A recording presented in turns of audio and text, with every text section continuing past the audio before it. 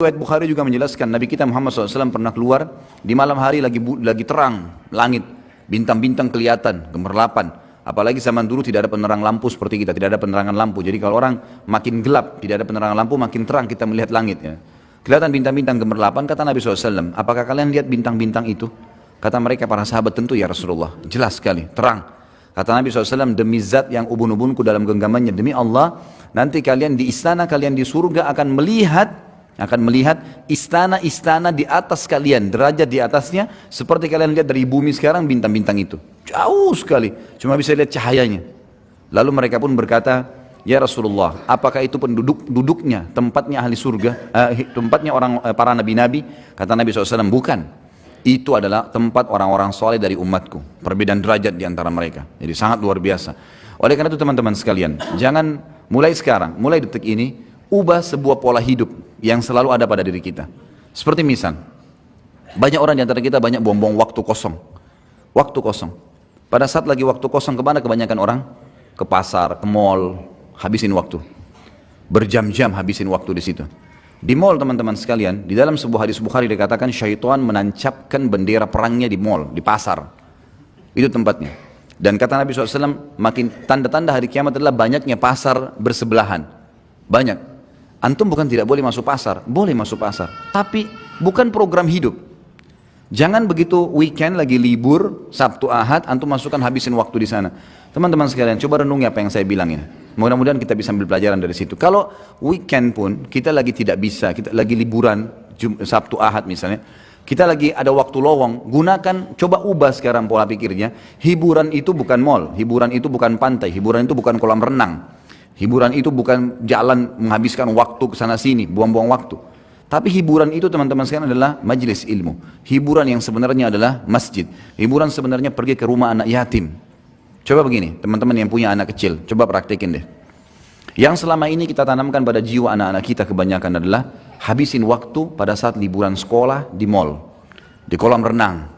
Kadang-kadang bahkan ada di pintu-pintu kolam renang, kita temukan ikhwah yang berjenggot, akhwatnya pakai jilbab besar. Ngantar anaknya ke dalam kolam renang, di dalam satu kolam renang semuanya telanjang. Kalau azabnya Allah turun, kena nggak dia? Dan yang paling masalah adalah bagaimana kita menanamkan pendidikan itu pada anak-anak. Dia akan tertanam di benaknya, oh kalau saya liburan kolam renang, oh kalau saya liburan ke mall. Daripada antum habisin uang 1 juta 2 juta, banyak orang begitu saya temukan, habisin sejuta hanya mainin anak-anaknya, mainan putar-putar, ngeng ribut. Sebentar naik ayah mau ini, ibu mau ini, gonta-ganti itu, habis percuma. Coba pakai pola ini. Uang yang 1 juta yang antum gunakan untuk habisin waktu tamasya, coba beli beras setengah kilo, bungkusin, bawa anak-anak di mobil, di kendaraan antum lalu bilang, nah ayah sama ibu mau bawa kamu ke tempat yang paling menyenangkan. Apa itu ayah? Apa itu bu? Mall? Nanti lihat aja sendiri. Bawa ke panti asuhan. Begitu masuk parkir panti asuhan, mereka akan tanya, apa ini? Nanti kamu akan tahu nak, turun, jangan buru-buru. Masuk sampaikan kepada ketua panti asuhan, saya lagi bawa bantuan buat anak-anak yatim di sini dan saya mau didik anak saya supaya membagikan makanan kepada mereka. Tolong dikumpulin semua, kumpulin. Kemudian bilang, nak, tunjuk. Ini anak-anak yatim sekarang. Yatim itu artinya tidak ada ayahnya. Lihat bagaimana ngumpul mereka di satu tempat seperti ini, makanan pun mereka makan rame-rame, mereka tidak bisa minta lebih kalau sudah habis. Orang tuanya nggak ada. Kalian sekarang masih punya ayah, masih punya ibu. Ada pengen makanan tinggal buka kulkas, tinggal minta. Ini lihat orang-orang susah sekarang. Lalu kemudian ini ayah dan ibu sudah siapin bagian-bagian ini, paket, kalian yang bagiin, suruh bagiin. Bagiin ke anak-anak yatim itu, biar mereka bagi ke anak-anak yatim itu. Kemudian suruh anak-anak yatim itu cerita, bagaimana rasanya tidak punya ayah, bagaimana rasanya tidak punya ibu. Dengan bahasa mereka, anak yatim kepada anak-anak kita. Saya jamin teman-teman sekalian, setelah pulang dari situ anak antum jadi orang baik sampai mati.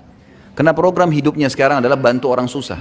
Ada teman saya, sampai sekarang, subhanallah dia jalankan setiap minggu. Setiap minggu, begitu anaknya sudah libur Sabtu Ahad, masuk ke pelosok-pelosok Jawa Tengah, Jawa Barat, Jawa Tengah, sampai ke Jawa Timur.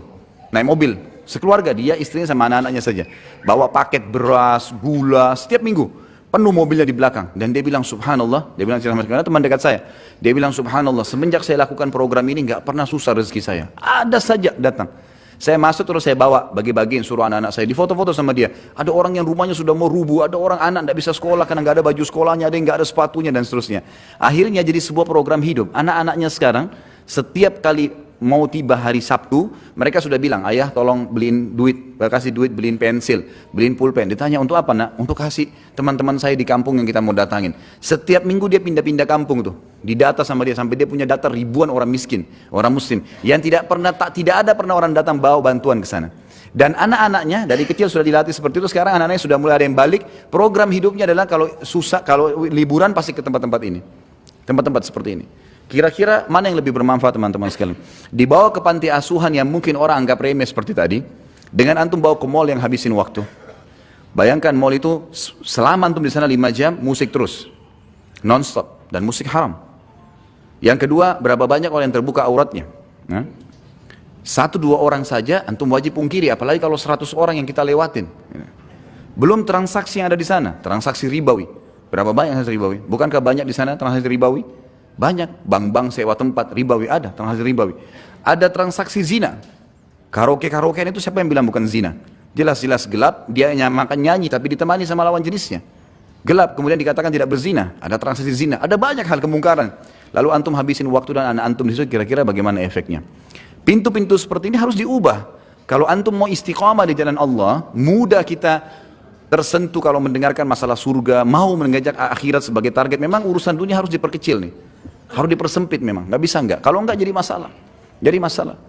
Jadi banyak sekali begitu, habis kalau liburan anak sekolah itu luar biasa. Sampai pernah ikhwah-ikhwat yang dulu sama saya, Ustadz kita kalau liburan sekolah nggak tahu harus kemana. Akhirnya saya pun bawa anak saya ke pantai, bawa ke kolam renang, bawa ke sini, habis waktu.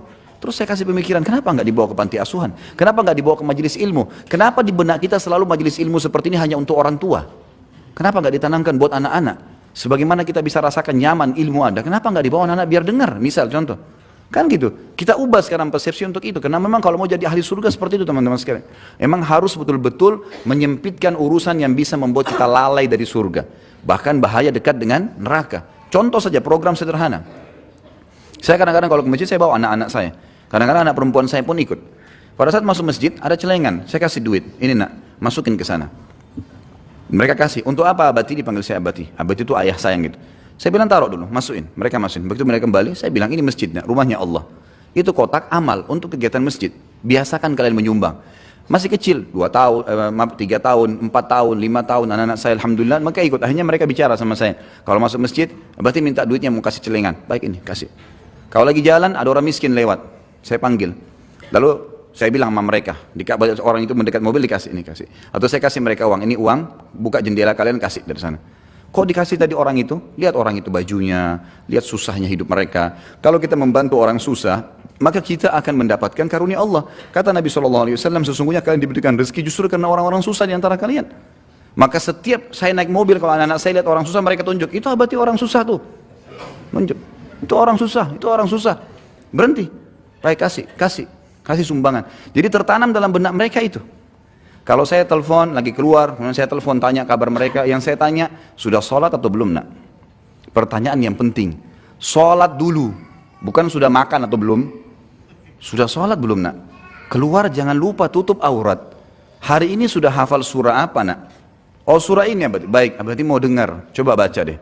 Baca, mereka semangat, karena orang tuanya selalu tanya. Jadi itu yang kita hidupkan dalam suasana mereka. Kalau ini, antum sedang mencetak kader-kader Rabbani. Ini yang dekat dengan Allah SWT dan ini menjadi aset amal jariah. Daripada kita buang-buang waktu, kita sendiri buang waktu, anak istri juga buang waktu, nggak ada gunanya. Nggak ada manfaatnya. Saya bicarakan dengan istri saya, kalau sesuatu yang penting mendesak baru masuk ke mall. Kalau tidak, jangan. Kalau darurat sekali baru. Bukan tidak boleh ya, tapi kalau darurat. Tapi kalau tidak, untuk apa habisin waktu? Seperti nanti kalau Ramadan tiba, ada orang habisin waktu. Dari pagi sampai tunggu buka puasa. Kenapa ini? Ada orang tidur dari pagi sampai menjelang buka puasa, cuma bangun sholat tidur lagi. Ini puasanya cuma setengah jam. Menjelang buka puasa baru bangun. Apa ini teman-teman sekalian? Di zaman Nabi SAW orang kalau lagi puasa jihad. Perang Badar di musim Ramadan. Ramadan pertama mereka tidak buka puasa padahal musafir gitu kan. Berperang dalam kondisi puasa. Jadi memang harus kita membentuk pribadi-pribadi yang menuju ke surga memang. Sehingga hawa nafsu dunia ini akan ditinggalkan. Karena kalau tidak kita berbahaya. Kita akan terbawa manusia lemah. Manusia lemah. Orang kalau nonton film Hollywood, Bollywood 1 jam, 2 jam pasti enak, nggak mungkin nggak enak. Orang yang dipanggil dan didatangkan artis yang hebat, laki-lakinya pintar action, perempuannya pintar action, semua gagah, semua cantik, lalu dinonton, pastilah enak. Tapi masalahnya merusak hati, gitu kan? Merusak. Sulit kita mau bangun sholat malam setelah tonton film-film begini, nggak bisa. Tapi kalau kita memang mengaji, memang taklim, memang larinya ke ibadah, maka akan terbentuk. Dan teman-teman sekalian, jangan pernah malu dengan perkataan orang. Ada judul ceramah yang saya susun, judulnya Iya, Ini Aku Sekarang. Emang harus begitu. Kita punya masa lalu pasti ada yang salah, tidak ada manusia yang sempurna. Nabi Adam alaihissalam lihat malaikat sujud depan matanya, tapi berbuat dosa. Cuma orang mukmin buat dosa, tahu salah tidak diulangin, itu yang benar. Bukan dia sudah tahu salah lalu diulangin, ini berbahaya, gitu kan? Ini sudah masuk dalam perbuatan mungkar yang berbahaya, bisa jadi istidraj, bisa sampai pada tingkatan azabnya Allah di situ. Nabi Musa alaihissalam pernah buat salah, Nabi Yunus alaihissalam pernah buat salah, gitu kan? Mereka punya berbuat salah. Umar bin Khattab adalah orang yang paling benci Islam sebelum Islam. Kita tidak lihat masa lalunya, yang dilihat masa sekarangnya, gitu kan? Akhirnya setelah dia masuk Islam, dia orang yang paling tegas terhadap orang kafir. Pada saat dia sebelum masuk Islam, dia peminum khamr. Pada saat masuk Islam, dia yang menjadi penyebab turunnya ayat pengharaman khamr. Tiap hari berdoa, ya Allah haramkan minuman ini buat kami, haramkan buat kami. Padahal kemarin pecandu besar. Orang lihat masa sekarang. Sebelum masa jahiliyah bergaul sama wanita. Setelah masuk Islam, Umar bin Khattab yang menjadi penyebab turunnya ayat-ayat hijab. Turunnya ayat hijab justru karena Umar bin Khattab berdoa, ya Allah tutup aurat wanita kami, tutup aurat wanita kami, selalu sampai turun ayat hijab. Dan ada 13 ayat yang turun, semuanya berhubungan dengan permintaan Umar bin Khattab kepada Allah Subhanahu wa taala. Jadi memang masa lalu gak dilihat teman-teman sekalian. Kalau ada teman-teman yang lihat kita kena berubah penampilan, karena orang kalau lebih dekat kepada akhirat memang berubah tuh. Lebih tenang, jalannya lebih teratur, lebih tawadhu, lebih merendah, kata-katanya lebih santun, selalu mau berbuat baik, membela orang yang sedang terzalimi. Kita selalu begitu, terbawa dengan arus ingin mengejar pahala dan takut berbuat dosa. Itu wajar, orang akhirat begitu. Nanti akan ada olok-olok tuh. Kamu alim ya sekarang, kamu begini ya, kamu begitu ya. Jawab, iya, ini aku sekarang. Dulu ya dulu. Bahkan sampai separah apapun, seorang wanita pernah pelacur misalnya, atau seorang laki-laki memang pernah juga ngelacur, istilahnya sudah nakal sekali luar biasa, terus sekarang dapat hidayah, taubat, tetap sama jawabannya, iya, ini aku sekarang. Dulu kamu begitu ya, dulu juga kamu begitu, iya, memang dulu, sekarang ini aku. Sekarang saya bertobat kepada Allah, mudah-mudahan Allah maafkan, itu yang penting. Jadi jangan pernah malu melihat perubahan-perubahan atau terjadi perubahan itu pada diri kita. Ini penting ya, sempitkan semua jalan-jalan menuju ke neraka, buka semua pintu menuju ke surga dengan program-program hidup yang positif kalau surga, dan tinggalkan semua program negatif dalam neraka. Kemudian sama hal tadi yang saya jelaskan, bagaimana kita tidak boleh malu pada saat terjadi perubahan pada diri kita dan berani jawab apa